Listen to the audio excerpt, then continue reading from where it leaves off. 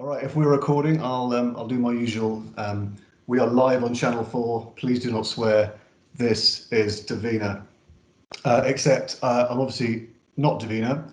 I'm James Mullen, one of the client partners in the Insights division. And you may be interested to learn that I'm not, nor ever have been, a woman, which possibly begs the question, what am I doing here? And you may be having a few thoughts based on that.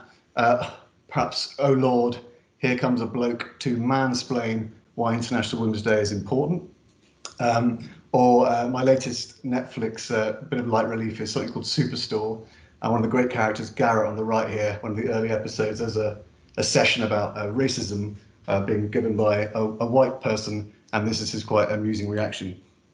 So you could be forgiven for thinking that, but in case you missed the session this morning, which Piers led, there's a reason he and I, as men, are taking the lead on International Women's Day. It's actually at the bequest of Amy Cashman directly, who was in that session this morning, who made a really good point when she reached out to us sort of 6 weeks ago or so to say that the problem with International Women's Day in the past is it's become kind of housework, her words, not mine, for the women in the business beyond their day jobs to run these sessions, and then the men join and feel good about themselves, but that's as far as it goes.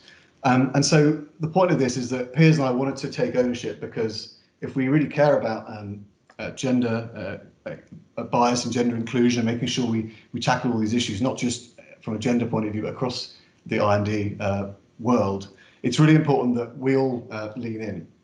So I kind of personally, I can speak to being inspired by Bart, dearly departed Bart, I suppose you should say now, in the way that he particularly took ownership of the BLM discussions last summer when that was very much at the height of the news as a white leader. So the point is that in the same way that Black Lives Matter didn't just matter to black employees, it mattered to all of us, and we should all care about that. If we join this call, hopefully we do. The same applies here, that this is not just an issue for the women in the business, it's an issue for all of us. With that caveat, I will just also say that, not being a woman though, I am ever so slightly nervous about misspeaking or speaking clumsily at any point. So if I do, please go easy on me. As I'll say the same for the rest of the panel as well. We're all joining live and unscripted, and assume positive intent. We're all here because we care about this and we want to have a really fruitful, wide-reaching discussion. So anyway, hopefully to avoid me being mitigating the chance to have to put my foot in it, actually mainly I want this session to be run by you and led by you, with you guys leading the charge with what you want to ask, and also involvement in some polls. So what I want you to do first of all is grab your mobile device, your phone, which statistically is within a metre of you 98% of the time. So unless you're joining from the shower, you should be able to join this. If you are, congratulations, that's quite an achievement, also slightly weird. But I want you to go to slido.com or sli.do on your regular web browser. You don't need an app, just open your regular browser, type in sli.do or slido.com. You get a page that looks like what's on the right here. And I thought, well, we need a code that's that's appropriate to the day. A strong, independent woman, Dolly. So the code today is Dolly. Doesn't matter if you put a capital D or not. And when you press that, it should get you into a page with two tabs, a Q&A tab and a polls tab. For now, I want you to click on the polls tab, and I'm going to start populating this in a second to get a few points of view from you, the audience. Hopefully this is working. So let's try it out. So the first thing I want you to do is, in this tab, I'll make it live in a second, I want you to look at these 5 professions in the UK and hazard your guess at which of these you think has the largest percentage of female employees in its workforce. So paramedics, web designers and developers, that's the bottom left, estate agents, bar staff, or solicitors. So by magic, hopefully you can see this. You can now vote. All right, you've got the hang of it, good. So who needs, we've got the Cheltenham Festival next week, but who needs Cheltenham when you've got a horse race this tight? We've got the bar staff coming up on, no, oh, there's, it looks actually, well, the paramedics have got this, it's not even close, winning by a furlong. Right down the bottom are the web designers and developers. But fairly conclusively, the even money is with the paramedics. So, thank you for trying that out. In actual fact, interestingly, your 4th choice, solicitors, is actually where we see the highest number of women in the UK workforce. So Paramedics was fairly high as well at 45.6%, and then bar staff was second. So I don't know if that revealed any gender biases or not, but you get the hang of how this works. And the second thing I want to ask you is, on a day like today, we'll reflect on who it is that inspires us. So I've added to this slide here just some images of women that are inspiring in the sort of public realm. But I'd like you to think of a woman or somebody non-binary that inspires you, and it doesn't have to be a public personality. It can be family member, your mother, your wife, or even your line manager, someone at work. So I'm going to make this now live as well. I just want to quickly add, first person comes to your head, somebody that inspires you personally, professionally, or in popular culture. It is Mother's Day this weekend, so the Queen, someone's put in, that's good. Michelle Obama. Amy Cashman's made an appearance, that's nice. But so far, Mum is winning. I'll definitely let her know, thank you. Greta Thunberg, yes. Kate Bush. Real mixture here, which is great. Someone's putting Meghan Markle. Well, yeah, that's very topical for tonight. Cool. Well, that gives us a flavour of who inspires you, which is nice. The final question I want to ask you, just before we go into introducing our panel, is about Kantar specifically. And I should say this is anonymised, so don't worry, we won't be able to track you down if you have an opinion you think might be unpopular. But I want to ask you honestly, how well you feel we as Kantar set up our female employees for success today. And I've put this thing from 0 to 10 because the options you have are between 0 and 10. So how well do you feel Kantar right now sets up our employees for success? Well, straight off the bat, we've got a real range here. As you can see, the first two votes were number 2 and number 10. So that tells us not everyone's got a consensus. But actually, for the most part, there's a fairly good feeling in the sort of 7s and 8s area, a few 6s, a few 9s. 6.7 is our average right now. Okay, not bad, but could do better. I think that probably sounds about right. Okay, so I'll stop that poll for now. What we're going to do next for the rest of the session is occupy the other side of the screen you've got, which is the Q&A function. So what's going to happen in a second is I'm going to introduce our panel, and I'm going to ask each of them a question just to kind of warm them up. But then, like I said, this is totally unscripted. We're going to go over to you, you, the audience. And what you're able to do, apart from ask your questions in the Q&A function, is you can also vote the questions you like the best to the top, which are the ones I'll obviously be most likely to read out. So have that in your mind, start thinking about what you might like to ask, and then I'll consult that in a minute. But first of all, I thought I'd start by introducing the panel and give them a bit of colour about who they are. I already revealed that I've been watching Superstore on Netflix, so I asked the panel what has been their latest Lockdown 3 binge. So first up, a fan of true crime, evidently, and who's been watching The Vanishing at Cecil Hotel. We're very privileged to have Caroline Franken with us, who's the global CEO of the Kantar Profiles division. Most of you will know her well, so she's joining us on the panel. Very much on brand with our Disney Plus client is Sabs Lynch, who's part of the, she's a senior PM lead in operations and has been watching The Mandalorian. We're very privileged today to have a client with us to give her point of view on what's happening at Bupa, who score very highly in the UK top 50 inclusive companies. We've got Anna Wilcox from Bupa Insurance, who's been going through the emotional roller coaster of watching It's a Sin. Anna is head of customer experience, Bupa UK Insurance, so we'll hear from her in a second. And finally, and arguably this possibly should be a sin, an actual sin, Alex Hargreaves is joining us, and he's been watching something called Below Deck, which I had to look up on YouTube. It seems to be a combination of Jersey Shore meets Love Island meets I don't know what. Anyway, he's joining us, and he's going to talk shortly about how he took shared parental leave for the birth of his daughter Edie. So that's our panel. Hopefully you guys are asking questions in the background. What I'm going to try and do now is, so I can see everybody, stop sharing my screen and see the panel. Here we go. So that's the rather long-winded introduction. Caroline, I'm going to start by asking you, if you don't mind, a question just to kick this off, which is that you're one of the fairly few female leaders on the Kantar Exco. I think you're 3 of 3 ladies out of 14 at the moment, so clearly a bit underrepresented. So maybe you can give us a flavour of how you've kind of broken the glass ceiling to get to where you've got to, but also perhaps how you feel that maybe that route's been quite difficult up until now, but how it's changing and where it's going now. It'd be great to hear what you think. Sure. Well, first of all, thank you for the privilege of being on this panel with such amazing, inspiring individuals.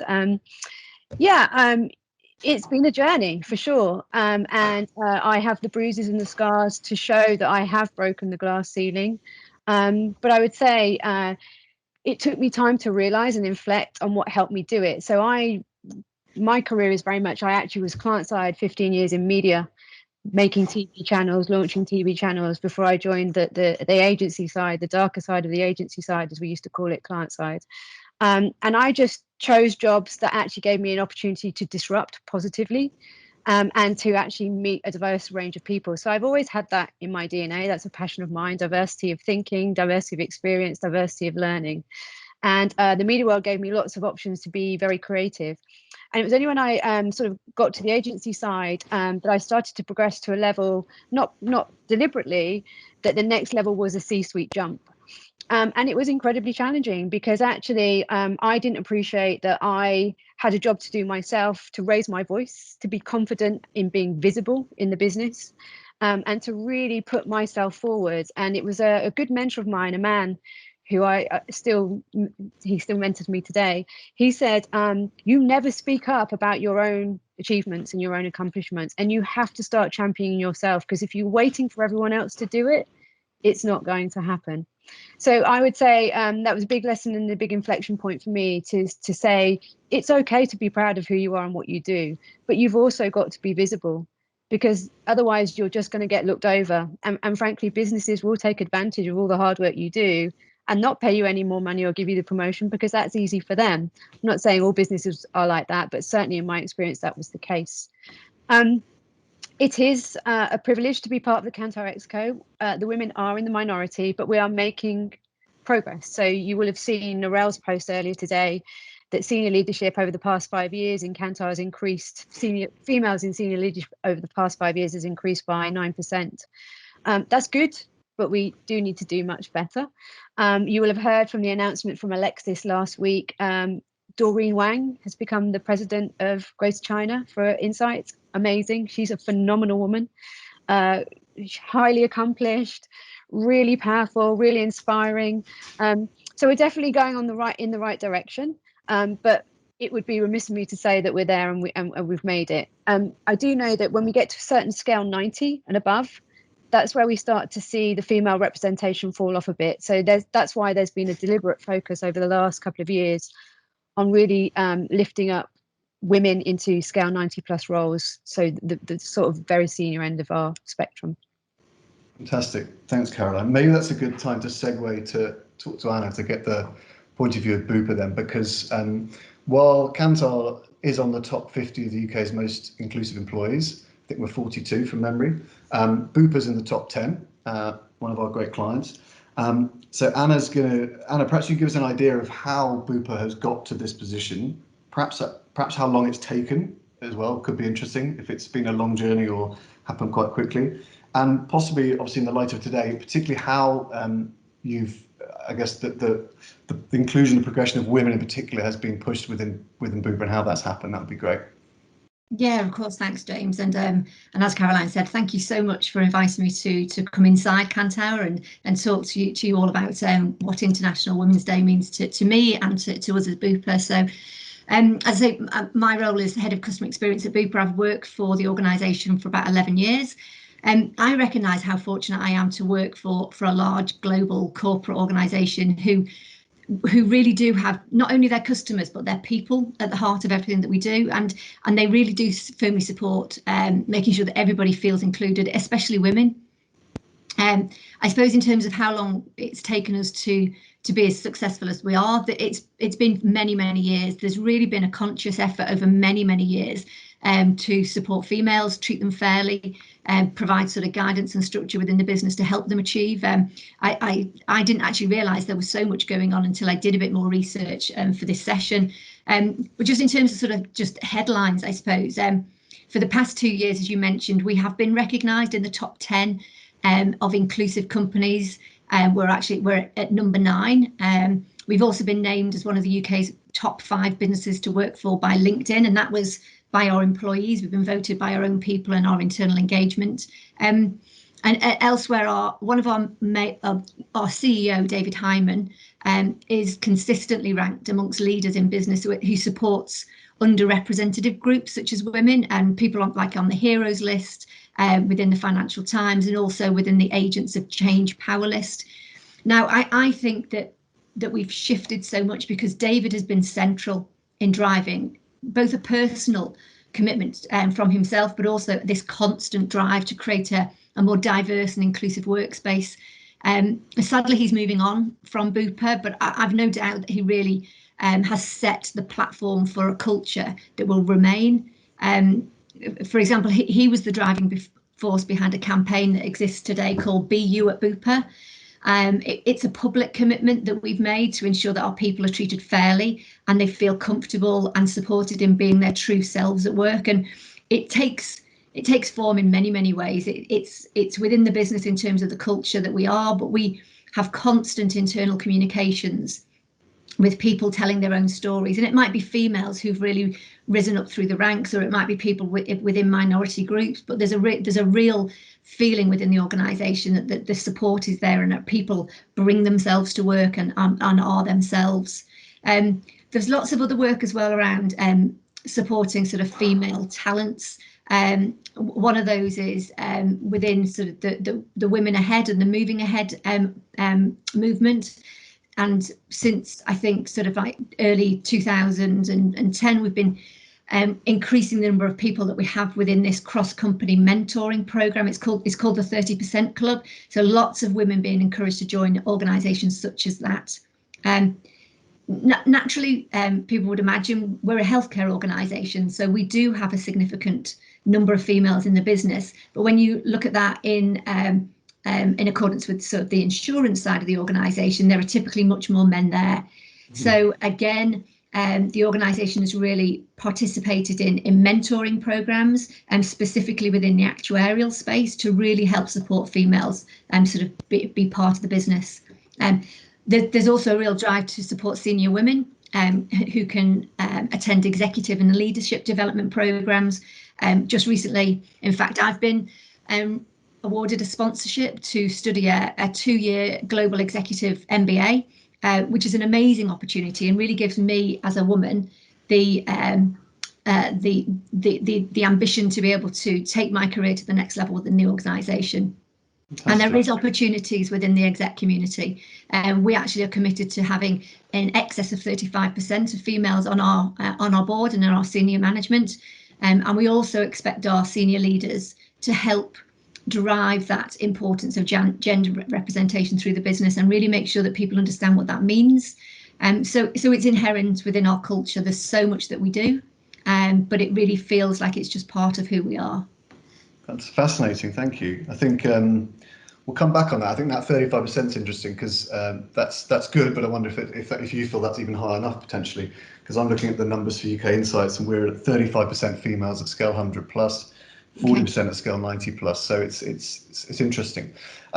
Just to mix things up, I might come to you, Alex, if that's all right, because you come at it from a slightly different point of view from how we're talking about the gender bias and the way people consider how they think about gender, because you took shared parental leave, which we were discussing this on one of my team calls this morning. A lot of people didn't even know this was a thing that you were able to do with your daughter Edie was born. And you said that you were kind of, you saw some kind of interesting unconscious bias perhaps from other people when you went to the school gates who presumably expected you to be playing a different role and this would be a role traditionally ascribed to a mother. So I wonder if this gave you a bit more of an insight on these sorts of events, why they're important, and possibly just while I've got you, whether you feel there's a reason that perhaps some men find this day particularly uncomfortable to engage with. Yeah, thanks, James. I think there's probably a bit of a link between those two parts of the question. I took shared parental leave, which I thought was a fantastic opportunity to spend some time with my daughter, put myself outside of my comfort zone and try and learn a bit more. I think it's been going for 5 years in the UK, I think, and we've peaked at 2% uptake as a nation for shared parental leave, which for me is pretty disappointing, because I do think it's a fantastic opportunity to, personally learn something, but also obviously take some of the burden that's almost automatically expected of mums, and particularly working mums, just to take that on board.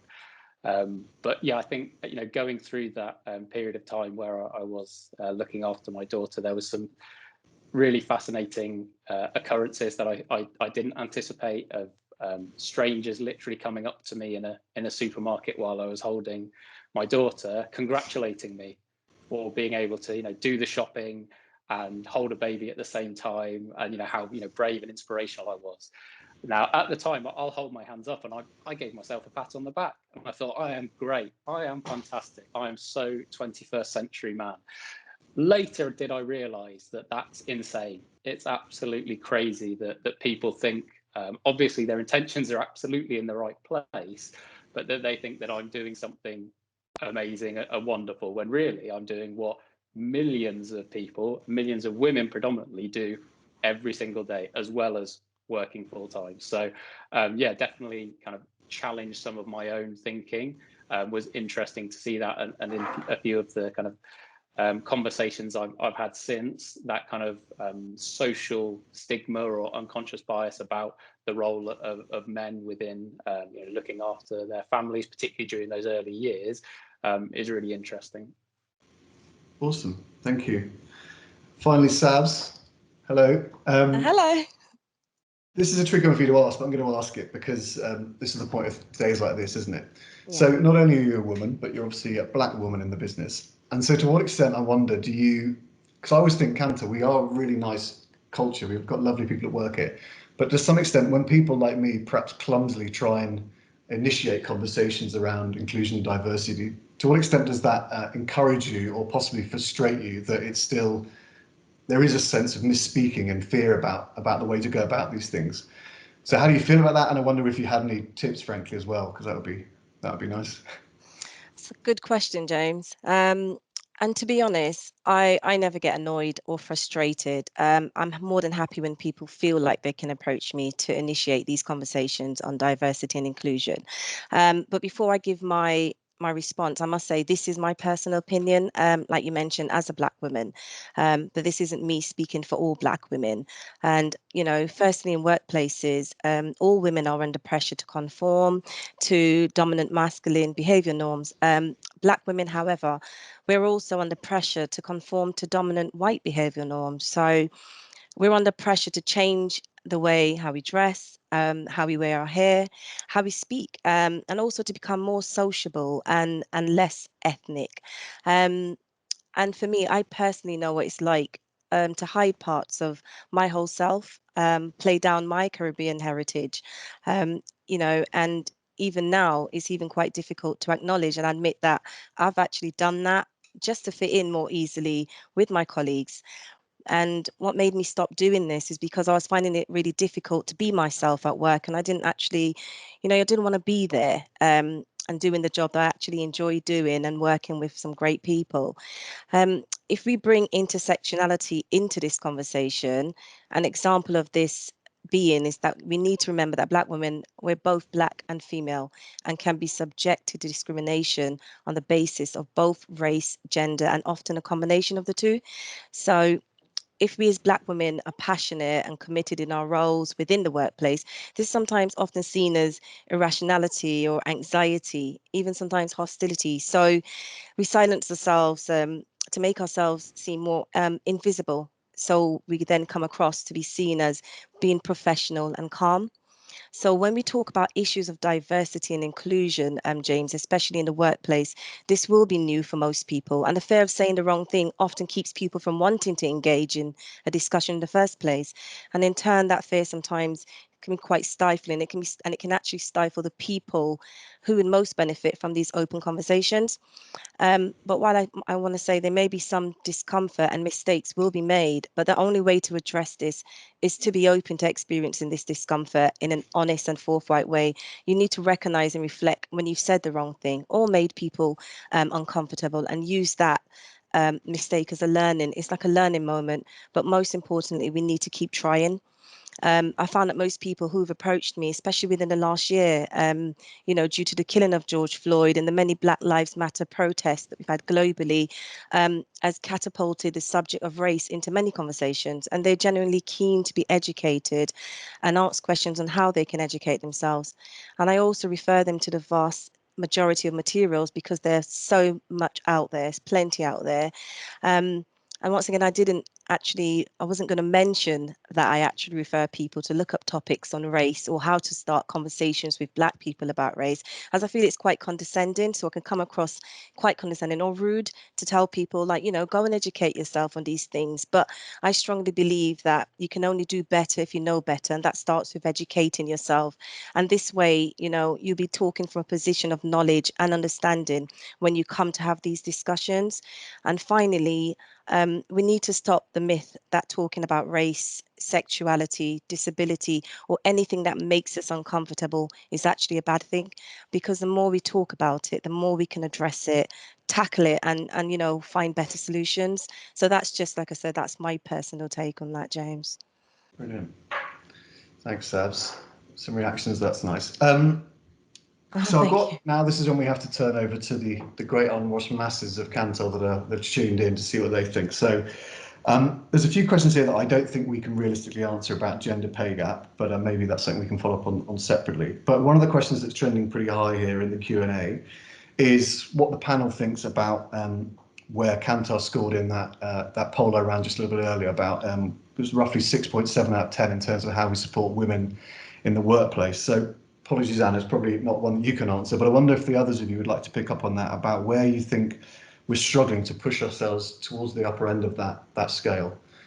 Anyone want to volunteer to pick that up? Caroline, perhaps you've got a view? Yeah, it's a great question. So I think it's around, first of all, how we champion each other as women. There's nothing more empowering than another woman supporting another woman, because you come from a understanding of experience. So we really do need to make sure that we're lifting each other up. And, you know, Sab's mentioned it, but like my big passion and my pledge for today is to ensure that people are confident to be visible. Women are confident to be visible in Kantar. And we're improving on that with platforms like this, but there's work to be done on that for us all. So I think it's how we ensure that women feel confident to be their true selves, but also really important, because whatever you focus on, you create a silo around. That's just human nature, and we don't progress when men feel guilty and women feel like they're being told that they need to fix themselves. So this openness, these shared conversations, I think more of this is really important. In my division in profiles, when Black Lives Matter became very prevalent in the UK, we had safe sharing sessions, and it was an opportunity for people to open up and say, actually, you're missing the mark here, Kantar, because this is what I've experienced personally. And it's really those personal experiences that are really important, because Anna said it, you know, inclusion and diversity should be who we are at our core. It's an everyday thing. It's like our client impact delivery. We should be focusing on this as an every single day thing. So I think more open sharing, being responsible for what's in our control. So what we seek out to learn, push ourselves out of our comfort zone. Sabs, completely agree with that. And then really have a better way to share that freely with each other, so that then, as a senior leader, for example, I can say to the exco, we had this great session, and here are some things that we're really not addressing, not deliberately, but we're missing it because we're not on the ground in all places at all times. So I really think it starts with us being accountable for what's in our control, actively listening, actively learning, actively talking, and then drawing from that where we need to go next. Because we have made good progress over the last 3 years, but it's progress, it's not perfection by any means. Alex, Sabs, do you want to add to that? I was just going to say, I think a lot of what Anna covered in terms of the role that David has within Bupa, I think was really interesting. And I think, you know, to Caroline's point, we have made strides, and, you know, we had some really positive sessions around Black Lives Matter, a bit of, you know, a safe space to discuss things. Absolutely. I believe, you know, for almost the troops on the ground, the people who are kind of, you know, working day in, day out, those sorts of things need to happen, and probably need to happen more often. And so we need to have that kind of consistent cadence. So like when Anna was talking about people consistently sharing stories about what makes them themselves and being happy and open to do that, I think that's how you kind of spread and share that sort of culture throughout the business.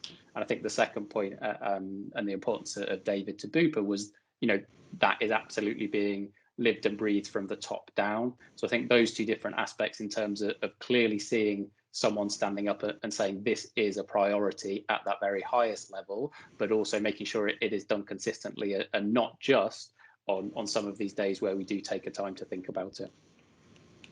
Yeah, well said. Savs, you have anything you want? Yeah, I just want to I'll touch briefly. I'm more in cohesion with what, for example, Caroline and then even Alex just touched on. But I want to just mention, like Alex just said, it has to start from the top. And I think, like, you know, Caroline talked about stuff that's happening now with the Kantar and what we're going to be doing. Yeah, you know, we're making strides. We've still got a long way to go. But I think seeing it and actually seeing the top leaders driving and actually creating initiatives and proving and showing to people that, you know, this isn't another fad. This isn't something, you know, we're not just ticking a box here. This isn't something we've got to, you know, we have to do and then that's it, it's over and next it's something else. It's making people, it's that belief, giving people the belief that this is something, it's time for change now and we're going to create change. And seeing people like, you know, like Amy, this morning, Amy Cashman, and you've got Alex Taylor and people like that driving and saying, right, this is what we're going to do and we're starting with us and filtering it down. I think that's going to make a massive difference. But it's also for us as individuals, to now do our part and also, you know, make a difference, play our part, and let's try and make this change. Cool. Well, I'm going to come a bit later to what we can do ourselves as a sort of call to action. But a question that's trending high here, and it's probably good we've got Alex here as well, is an interesting one. It says a lot of research says that women's careers fall behind men in the years post having children. How do we tackle that problem in particular? So maybe Anna, I don't know if that's something that's come up at Bupa that you can talk to or you have a view on. Yeah, of course. I don't have any sort of statistics or numbers, I suppose, from Bupa in terms of how we're affected, if that is true, if you like. I think from a personal perspective, I have a daughter who's 10 years old. You come back to work after that period of time off, and quite often your confidence is heavily knocked because you wonder what you've missed while you've not been there and how your peers have got on without you, and it's a really unsettling time, I suppose. So I think there is a lot that organisations and Bupa do to support women to come back and ensure that they feel that they're in a good place to move forward. But I think I do think actually women have to take the responsibility on themselves as well to ensure that they do challenge themselves and put themselves out there and take on the opportunities where they can progress. But on the flip side of that, it is being open and honest in the workplace as well about how you're feeling and how you are maybe finding it different than maybe it was prior to having a family. We're really encouraged in Bupa to be authentic, to really share and explain how the reality is for ourselves, because actually when you do that, people can support you and help you. We as an individual, sometimes you can't overcome all of the hurdles that you will encounter in workplace and at home. So we have to, I think Caroline said there as well, we have to support each other. And it's not just within women, but I've had numerous people within the business that will have supported and helped me and rely upon your team, etc. So I think for me, really about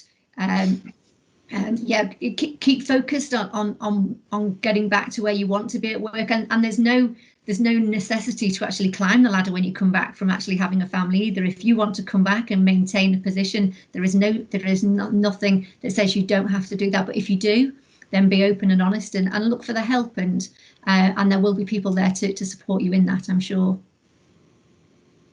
Awesome. Anyone else want to add to that, or should I jump to a very interesting question about what men can do? But I want to give people a chance to speak if they want to. All right, I'll dive in then. This is a good question. How can men help with this? We're often concerned we'll do the wrong thing, so we avoid doing anything altogether. Who wants to have a stab at that one? Well, I can start. So we all feel like that, right? First of all, we have to destigmatize our unconscious biases. We all have them in some way, shape, or form. I live in a house of men. It's only two. It's not a big house. I have a 22-year-old son and an older husband. And so I'm always in a male environment. So I have an unconscious bias for football, frankly, because that's all they ever talk about. But we all have unconscious biases. That's me being a bit flippant, but we have to start there and destigmatize them. And I really learned a really important lesson when I was asked to be the global exec sponsor for the Pride at Kantar ERG committee, because I was really worried. I'm an ally. I didn't know what I could and shouldn't say or should be able to know and understand. And they were amazing, the team there, because they said, we always assume positive intent, so let's start the conversation there. And if you do say something unintentionally that isn't the right thing to say or do, we'll gently guide you. And I think we just have to do it. Sometimes the simple things like that, start the conversation assuming positive intent. Because without that, we're going to get into that awful situation where, like I said, men start to feel like they're being blamed for things, and we won't get through this or improve on this without togetherness. I see on the Kantar Exco how different men and women are in how they think and how they talk. And when you bring those things together to complement each other, it's incredibly powerful. So the togetherness piece is really important. But I think it starts with us all acknowledging that we're far from perfect, all of us. We have unconscious biases, that's okay. And then reaching out to someone to say, help me here, help me understand how I can do this. Because like I said, the lessons I learned from the Pride at Kantar team have been unbelievably inspiring and have helped me be a much better leader. Yeah, I think building on Caroline's points, I'm a relatively simple person, so I try and keep things as simple as possible. But the themes that always kind of ring true in my mind are education is a really important thing around. Sometimes you need to self-educate yourself around it, whether it's race, whether it's gender, and there's loads of resources around to do that. And that almost helps the next bit, which is your communication and talking about it. So I'll hold my hand up and say I'm not comfortable talking about gender differences, talking about sexuality differences, talking about differences in terms of ethnicity, but with a bit of reading, I can hopefully start having some of those conversations with people. And, hopefully there's some reciprocity there that people will say, at least you're trying, you may make a mistake, but I'm open to being corrected. So I think, having that willingness, and we're talking about what are the actions and things men can do. I think a bit of self-education around unconscious biases across all of those intersectionalities that Sab's talked about. I think having the willingness to communicate and start that conversation, say, Sabs, can we go for a coffee? And I just want to talk through things. Or Caroline, can I have 5 minutes on Teams to talk about these? And then the final thing I think is just have that bit of empathy and just try and take a step back to think, why might someone's point of view be different, or why might someone make a point in a very different way to how I tend to make points? And I think it's just trying, and it's really difficult to switch from your unconscious brain into consciously thinking these things through, but just trying to get into a habit of saying, okay, this is very different to what I expect as a straight white male, but there might be a very good reason. And actually, a lot of the time, it's going to add a huge amount of value that I can't see that way because of the way I've been brought up. So it's great to have those different points of view. So I think empathy is always going to be a really important thing. I'm just conscious of this 40 minutes has gone really fast. I'm sorry if I'm about to cut people short, but I want to get to the next stage of this, which is if I go back to our deck, is just to round up on a couple of things, which is that today Piers and I were the face of the two sessions, as I mentioned, but as Amy mentioned on her piece earlier, actually the people who get involved in I&D tend to skew more towards women. So actually this is a call to action from Piers and I for any men who want to get more involved in this, because this is the first event of many throughout the calendar of the year that will touch on I&D events. Get involved, because this is the committee that we have at the moment, and I have to thank Alex, Joe, Nicole, Catherine, Helen behind the scenes helping Piers and I. But the point is, we want to actually move from saying the right things on a call like this and having these conversations to actually meaningfully acting on them and doing things in the real world. So in the context of International Women's Day, how can you go further today to make a real difference? Piers touched on a whole series of things you can do, from small and simple, like wearing purple, through to actually challenging people in the workplace and beyond. But have a think about that. And you'll notice on Workplace the pledges that are starting to appear in all different types of groups, which is fantastic. And this is a screen grab from earlier, where we're trying to make our point. Even in our client partners team, even since this morning, things mobilise fast when you really want them to. Ian has very helpfully helped our team compile a list of our own pledges about what we're going to do. So in the context of acting, I want to ask our panel just one final question in the last couple of minutes, which is, what is something that you can that you've done that is helpful for either actioning or inspiring change? And if possible, in the context of International Women's Day would be great, but more generally about I&D would also be fine. So Sabs, perhaps I can start with you. What's something small that you could point to? For me, James, that would be, I've been a long-time member of the Colour for That Kantar group, and I think last year we really came into our own with the massive celebration we did for Black History Month. So me continuing to celebrate and mark the different events throughout the year with the group, that's something I'm going to keep going with. You know, and that's going to keep working to drive the many I&D initiatives that Kantar will be also rolling out. So just being a part of that. Brilliant. Anna, what's something you can talk to? Yeah, something similar actually. Within Bupa, we've got lots of the networks that you talk about having at Kantar, and there's lots that are coming up within what we call our BU network. So lots of around things around gender, sort of women in roles that you wouldn't typically expect. So something I've tried to do quite recently is just get engaged in those conversations and really be a part of helping and guiding people where they've got questions about where to look and what to do. And there is a real sort of depth of conversation that's going on there. And a lot of the way that I've been sort of getting involved in those conversations is just sharing my experience and being, as I talked about before, being open and honest and helping people to sort of dig deep within themselves and understand what it is that they're looking to do. So getting involved in the conversation, I suppose. Brilliant, thank you. Alex, what would you point to? Yeah, I think educating yourself, particularly as a straight white male. I think there's a lot of stuff you can kind of in a blasé way think is just the way it is and the way it always has been, and probably if we continue thinking that way, it will always be that way. So I think, you know, there's some really good resources. There's been a few shared on the International Women's Day page. So the leanin.org page has some fantastic resources there that are really kind of simple and straightforward to start a bit of self-reflection on some of your unconscious biases and the actual impacts in real life scenarios in the workplace. So I think that would be a good first stop for men and women to start understanding how some of these things are just happening and we're not always noticing them within the workplace. And then you start getting the confidence to actually put your hand up and call some of them out. Brilliant. And finally, Caroline.